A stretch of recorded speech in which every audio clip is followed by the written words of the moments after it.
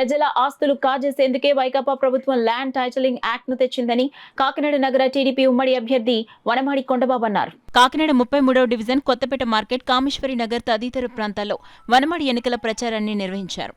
TDP ఉమ్మడి manifesto పథకాలను వివరిస్తూ కరపత్రాలు పంపిణీ చేశారు. ఈ సందర్భంగా వనమాడి కొండబాబు మాట్లాడుతూ వైకాపా అధికారంలోకి వస్తే ప్రజల ఆస్తులకు రక్షణ ఉండదన్నారు.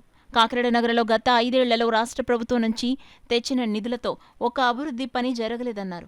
టీడీపీ ప్రభుత్వ హయాంలో మంజూరైన స్మార్ట్ సిటీ నిధులతో చేపట్టిన రోడ్లు, కాలువలు, భవనాలను మాత్రమే ప్రారంభించారన్నారు. టీడీపీ ప్రభుత్వం నిర్మించిన టిట్కో ఇళ్లకు వైకాపా రంగులేసుకుని ప్రచారం చేసుకున్నారని అన్నారు. ఈ కార్యక్రమంలో టీడీపీ పరిశీలకులు కేతా శ్రీనివాసరావు, జనసేన నాయకులు సంగిశెట్టి అశోక్, పార్టీ నగర అధ్యక్షులు మల్లెపూడి వీరు, మాజీ కార్పొరేటర్ గుజ్జు దుర్గాబాబు, పెద్ద సంఖ్యలో టీడీపీ నాయకులు, కార్యకర్తలు పాల్గొన్నారు.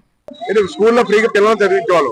అమ్మఒడి పేరు చెప్పి ఎంతమంది ఉంటే అంతమంది ఫ్రీగా చదివించుకున్న పిల్లల్ని ఈయన అమ్మఒడి అని చెప్పి డబ్బులు ఇచ్చి ఒక పిల్లలకి ఇస్తున్నాడు, మిగతా వాళ్ళకి ఇవ్వట్లేదు. 2 పిల్లలు ఉంటే లేదు, ఒకరికి ఇస్తున్నాడు, 3 ఉంటే ఒకరికి ఇస్తున్నాడు, 4 ఉంటే ఒకరికి ఇస్తున్నాడు. అందుకే మా ప్రభుత్వం రేపు రాగానే ఎంతమంది పిల్లలు ఉంటే అంతమందిని తల్లికి వందనం 15,000 ఇస్తారు, అంతమందికి చదివించవచ్చు.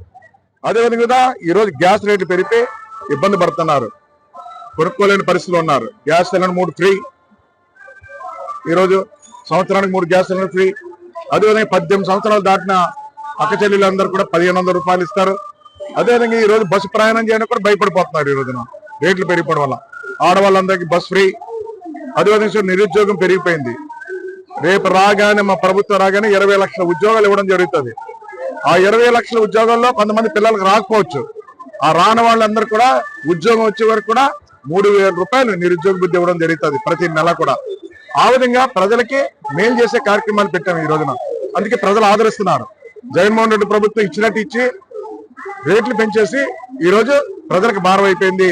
మళ్ళీ మీ కూటమి ప్రభుత్వం రావాలి బాబు అని కోరుకుంటున్నారు అందరూ కూడా. ఈ రాష్ట్రం అంతా కాకినాడ ఒకటే కదండి, రాష్ట్రం అంతా అదే పరిస్థితి ఉంది.